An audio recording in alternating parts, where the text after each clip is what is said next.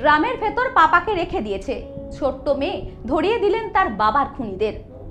Merchant navy officer খুনে ধৃত স্ত্রী ও তার প্রেমিক।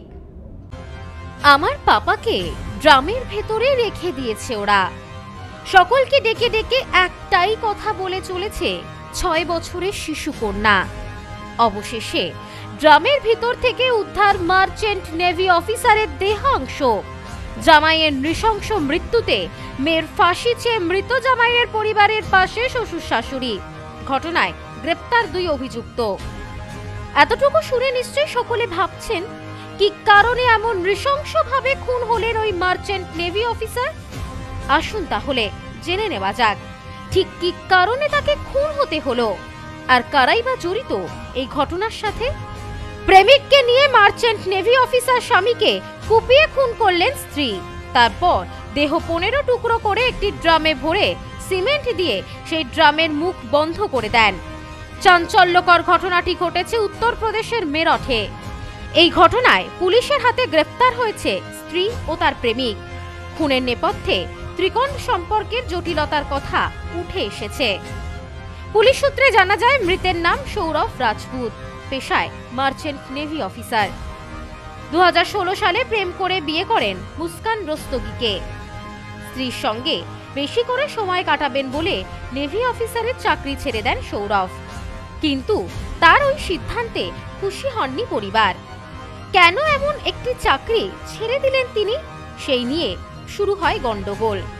পরিস্থিতি এমন হয় যে বাড়ি ছেড়ে স্ত্রীকে নিয়ে অন্যত্র বসবাস শুরু করেন প্রাক্তন মার্চেন্ট নেভি অফিসার। 2019 সালে ভাড়া বাড়িতে জন্মায় সৌরভ ও মুস্কানের প্রথম সন্তান। স্ত্রী কন্যা সন্তানকে নিয়ে ভালোই দিন কাটছিল, কিন্তু দাম্পত্য কলহে শুরু হয় স্ত্রীর পরকীয়া নিয়ে। আর তা থেকেই শুরু হয় সংসারে অশান্তি। রোজ রোজ এই অশান্তি থেকে মুক্তি পেতে চাইছিলেন তারা, তবে তার পরিণাম যে এত ভয়ঙ্কর হবে তা কেউ ভাবতে পারেনি। দীর্ঘদিন অশান্তি চলার পর বেশ কিছুদিন ধরে আলাদা থাকতে শুরু করেন দুজনে। আবারও নতুন করে কাজে যোগ দিয়েছিলেন সৌরভ। 6 বছরের মেয়ের জন্মদিন উপলক্ষে বাড়ি আসে বাবা, কিন্তু এর মধ্যে মুস্কান এবং সোহিলের ঘনিষ্ঠতা আরও বেড়ে যায়। পুলিশের কাছে যুগলের স্বীকারোক্তি, সৌরভ বাড়ি ফিরলে তাকে খুন করবেন বলে পরিকল্পনা করে নিয়েছিলেন তারা। মুস্কান ও সাহিলের বয়ান অনুযায়ী গত 4 মার্চ সৌরভের খাবারে তারা ঘুমের ওষুধ মিশিয়ে দিয়েছিলেন। খাওয়া দাওয়ার কিছুক্ষণের মধ্যে সৌরভ ঘুমিয়ে পড়লে সাহিল তাকে ছুরি দিয়ে খুন করে। এরপর তার দেহ 15 টুকরো করে ড্রামের ভিতর ভরে রাখে। এরপর থেকে সৌরভের আর কোনো রকম খোঁজ খবর পাওয়া যায় না। আত্মীয়, পরিজন, প্রতিবেশীরা অবাক হয়ে যায়।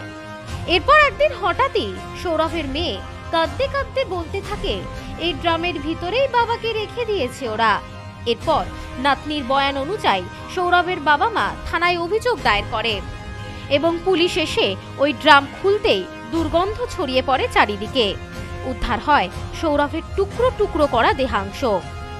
ইতিমধ্যেই 2 অভিযুক্তকে গ্রেপ্তার করেছে পুলিশ। ধৃতদের আটক করে জিজ্ঞাসাবাদ করতেই পুলিশি জেরায় সম্পূর্ণটাই স্বীকার করে তারা। এই ঘটনা সামনে আসতেই কান্নায় ভেঙে পড়ে সৌরভের শ্বশুর শাশুড়িও।